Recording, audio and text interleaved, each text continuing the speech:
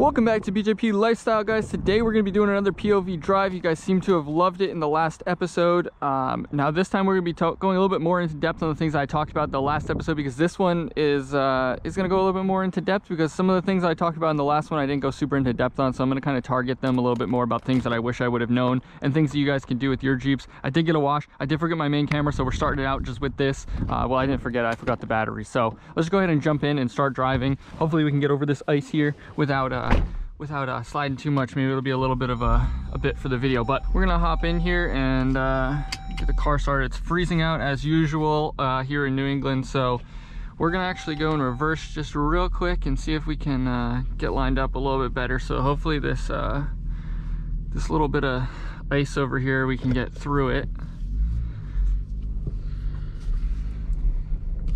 Try and go on the snow a bit more. As you guys know, these cars are absolutely beasts on snow. I mean, ice is going to be a little bit of a different story. No matter what you're driving, it's pretty much going to be going and sliding around. It's kind of hard to fight ice, but we're going to go ahead and drive down this way here. And this way we can get a nice, another nice drive video for you guys. Because you guys really seem to have liked the other video, so I figured I would just go ahead and come out with another one right away and just kind of talk about the things that I talked about in the last one, but elaborate on them a little bit more, and just kind of give you guys a little bit more information about things that I wish I would have known. Because in the last one it was more just talking about watch it before you buy, just kind of some stuff that I wish I would have known but didn't go too in depth about. So I did mention in the other one about the paddle shifters. The 2017 model will have the paddle shifters, or can have the option to have the paddle shifters. That was one thing that I really wanted when I was looking. I noticed that the paddle shifters only came with the 2017, but I was willing to sacrifice those for the upgraded uConnect. Now, knowing what I know now, I probably would have enjoyed having the paddle shifters a lot more now that like I drive so much and like I have the exhaust and there's like different things that I do to my car more. I think it would be more enjoyable. But like I said, it's an option in the 2017 where it's not an option in the 2018, which is kind of, I think it's kind of stupid that they did that or changed that. I don't know what the purpose is or why they would change that and get rid of the paddle shifters or the option to have them, because there's the spot on the back of the steering wheel here for them. So there's no reason you couldn't. You are able to actually do that though. So if you really want the uConnect, you can go ahead and do that and then buy a used steering wheel with the paddle shifters. I want to say you can find them on eBay for $200 to $500 in that range, and you'll be able to get yourself the steering wheel with the paddle shifters. Now they're obviously not going to work right away, but there is a workaround, and you're able to actually enable those with the Taser, which just plugs into the OBD port, and it'll allow you to have an app on your phone basically where you can enable different features and kind of have different things like that.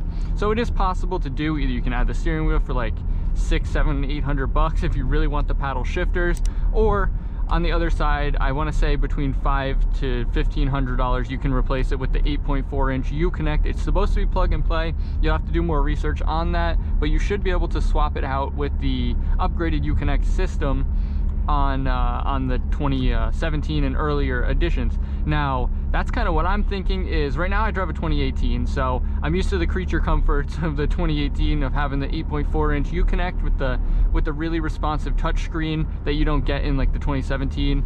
Comparing the two, like in my personal experience, it's so much better. It's a higher resolution screen. It just feels a lot newer, where the 2017, 2016 feels a little bit outdated to me. So you are able to go ahead and swap that, or supposedly you're able to go ahead and swap that, and it's not like a super big deal to do. So that's something I'm kind of looking into, because I do want to upgrade to the SRT, so it might be more beneficial for me to get a 2016 or 2017 for cheaper, if I can find one with low miles, of course, and just swap out the uConnect system. That way I'm saving myself some money and I'm getting the same exact body style, the same exact design and everything, and interior features and all that besides the screen in the 2016, 2017. I can just kind of put it into there. Now, I mentioned in the last video that the air ride, the air suspension has a lot of issues, which I've seen a lot of people on forums and a lot of other things. People say that they have a lot of issues with the air ride or air lift. I'm not sure exactly what it is, but it's basically an air suspension that comes stock on the vehicle. A lot of people tend to say that they have issues with that. Personally, like I said, I have the standard one because I have the Altitude package. Obviously, I haven't had any issues with it at all because it's just a standard, like, I just have standard springs in there. I don't have the air lift suspension, so you can lift the car up and down, which tends to have a lot of problems, I guess. I don't know.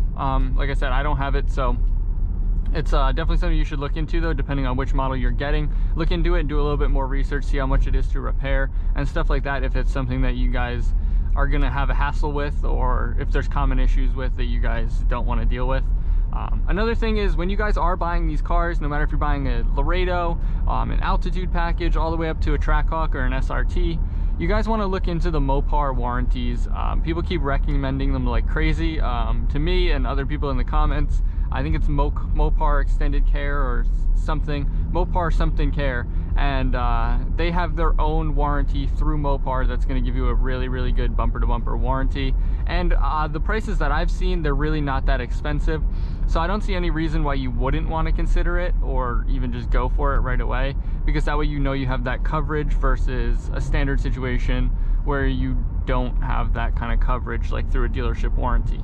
Now, one thing that I want you guys to look out for if you are buying a newer Jeep Grand Cherokee, like a WK2 or something like that, and you're in the market for one, or shopping around for them currently, or in the future you want one, is make sure that it has the QuadraTrack 2 system. Now, that's going to have a little knob right in here that's going to allow you guys to turn to different modes, snow mode, sand mode, that kind of stuff, as well as having the different traction controls, so you can go with 4-wheel low, which will help you if you guys are off-road, or if you're just a standard person and you're not going to do much to your car, you're just driving it in the snow. It'll give you those options to go into snow mode, which can help with your control and your traction. And then obviously you have 4-wheel low, so if you do get into a situation where you're stuck and you need to get it going, that 4-wheel low can help you get it out rather than just popping into manual and trying to fight with it that way. The 4-wheel low can really help you guys get out of those situations. So those are some things that I definitely feel like I need to recommend to you guys. Like, you guys need to look for that if that's something that you are wanting. Another thing is to look for the engine that you're getting, because there's different engines in these cars depending on what you guys are doing. If you guys care about gas mileage, then you're probably going to want to go with the 3.6 liter V6 that's in this one, which is why I always recommend the Altitude package, because the Altitude package you can get with the 3.6 liter with that V6 engine, which gets fairly good gas mileage. Like, if I didn't have anything on my car and I drove it completely like normal, you can see here I have a 15.4 average in the last 160, but it's even more than that when you actually break it down. Like, if I'm driving on a road like this where there's not much traffic and I'm just kind of doing my own thing and I'm able to keep my own pace and my own speed, then I don't really have to worry about other people or like doing a slower speed in like a city type driving. Let's drive in sport mode for a minute here, even though I'm just kind of rolling. But yeah, you can tell that it gets fairly good gas mileage. Obviously, if I'm driving in sport mode all the time, it's not going to be the best. One thing that I will say is you can drive with eco off. It does feel a little bit better. Someone had recommended that in the comments. When I started testing it and doing my own little testing of it off and on, it does feel a lot more responsive and a lot more get up and go and smoother kind of in the transitions with the eco mode off. And obviously you can see I'm getting like 15.5 miles per gallon with the spacers on the back, with the exhaust, with the way I drive.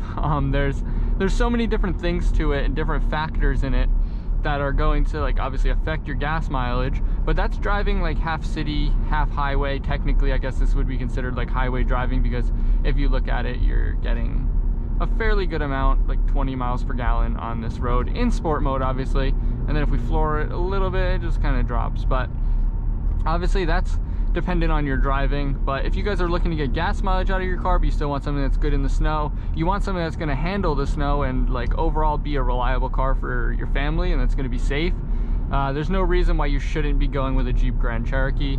Like I said, it's overall, if you guys are looking at this versus another car, and this is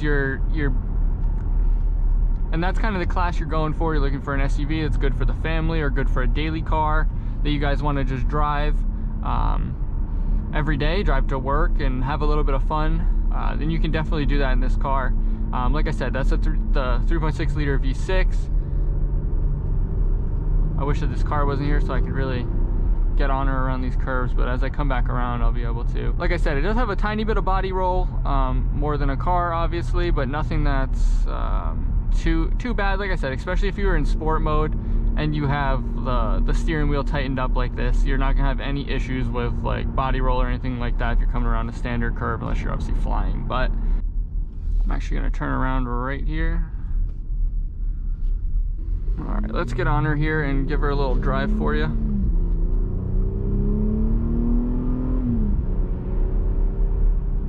You can see at those lower gears, it doesn't feel great. Kind of like jolts a little bit, but for the most part, it feels good. You can see I'm taking these curves at right around 55, 60, and it's really not bad. Here might be a little bit worse. Slow down just a tiny bit, just because that body roll, like I said. Plus, it could be a little icy. I just want to be a little bit safe for the video. I don't want to make the video quite yet totaling my Jeep Grand Cherokee. I don't think that would be very. I mean, it might be great for the channel, but I don't think that's the kind of content I want to make for the channel yet. So maybe eventually we'll jump it or something, you know, street speed style. Let's get on it up behind this car.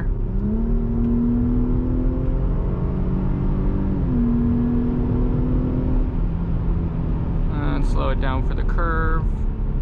Like I said, the sport mode really kicks in and you get that really, really tight suspension.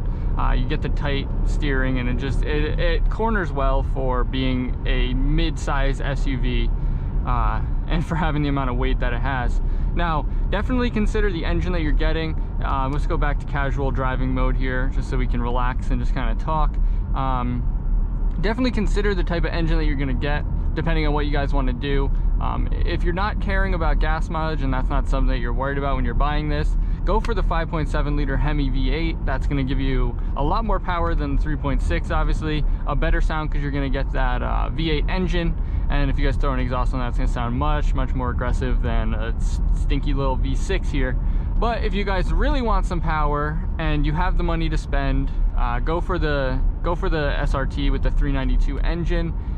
If you guys really have the money to spend, go for that the Hellcat engine in the Trackhawk with the 700 horsepower, because that thing's ridiculous. You get that supercharger whine in the front. It sounds so good, and it just looks so enjoyable to drive. I haven't driven one yet. I almost had one lined up for a video, but that fell through, so maybe in the future we'll get to drive a Trackhawk here on the channel. We have the SRT video up, but it's not a POV drive, which sucks. I really want to do a POV drive of the Trackhawk, but or of the SRT now, because I did the SRT without the normal drive before. So we're going to go ahead and hopefully line that one up as well soon, of the SRT. Maybe the 2021 Trackhawk and SRT when they come out. I'm trying to partner up with some dealerships to get some videos going on that kind of stuff. If you guys would like that, let me know in the comments down below. Like I said, I can't recommend this SUV enough. The Jeep is fantastic, and obviously the name Jeep stands out. When you guys are thinking about off-roading, if you guys are thinking about snow driving, stuff like that, a Jeep is one of those things that stands out as a vehicle that can handle it all, right? It's like, it's meant to be in that situation. So if you go buy something like a Kia or like a Nissan or something SUV, you're not going to get the same kind of performance out of it that you're going to get out of this, because they know what they're doing so much better than if you guys were getting something like that. And you guys will see, like I just passed one right there, like even the older Jeep Grand Cherokees were so popular back in the day, like a 2004 Jeep Grand Cherokee, and there's a Jeep Cherokee, which again is a good car, a little bit cheaper, a little bit smaller, more affordable kind of deal. But even the older Jeep Grand Cherokees, they're still on the road today, and they're still popping off like crazy. Like people are still buying them, people are still driving them, they're still doing well and handling well, and they were super popular back in the day. Obviously, that's why the Jeep Grand Cherokee continues to be a good car. Now, hopefully, leading into like the 2021, 2022, the newer models, hopefully they upgrade some stuff. If you guys have seen the L, I did do a video on that. If you haven't seen that, check it out on the channel. I did a video talking about the L and kind of reacting to the reveal of it, and that's the third row seating Jeep Grand Cherokee. And there's some really cool features on it, like wireless CarPlay and a few other things, like a heads-up display on the dash, that are really cool, and I would like to see in the newer Jeep Grand Cherokees. I'm sure once those start rolling out and we start getting a little bit of a closer look on those, there'll be a lot of good features, and I will hopefully have some videos test driving them, doing some POV drives, checking them out and the features that they have. That's not really what my channel's all about. I really try and do a lot of fun things and fun like Jeep stuff with my Jeep, and like fun mods and all kinds of stuff, and I just really want to make a ton of car content, building stuff and modifying stuff, and just, you know what I mean, really build this channel into something that can be a lot of enjoyable car channel type entertainment for you guys, not just standard Jeeps or POV drives and stuff, but I thought I'd mix it in, and I think it's a really interesting idea and an entertaining thing that I enjoy watching, driving around and just talking about whatever the topic is in that video. But I think that's gonna probably close out this video. If you did enjoy this video, make sure you click that like button down below. If you guys have any questions or any comments that you guys want to say about your Jeeps or anything that you wish you would have known before you purchased the Jeep that you're currently in, let us know down below so that some other people can get some information if they're looking, because that's definitely something that that I was doing when I was looking into buying a Jeep. So definitely make sure you guys do that to help out the other people that are looking to buy a Jeep and join the Jeep community that we have going here. It's a pretty strong one. And of course, if you're not already subscribed, make sure you subscribe down below now with bell notifications on so you guys get notified when new videos go live every Monday, Wednesday, and Friday at 3 p.m. Of course, shoplifestyle.com. I'm wearing the hoodie here. You just can't really tell. But make sure you guys do that and check it out. So thanks for watching, guys. Peace. I feel like I am losing control.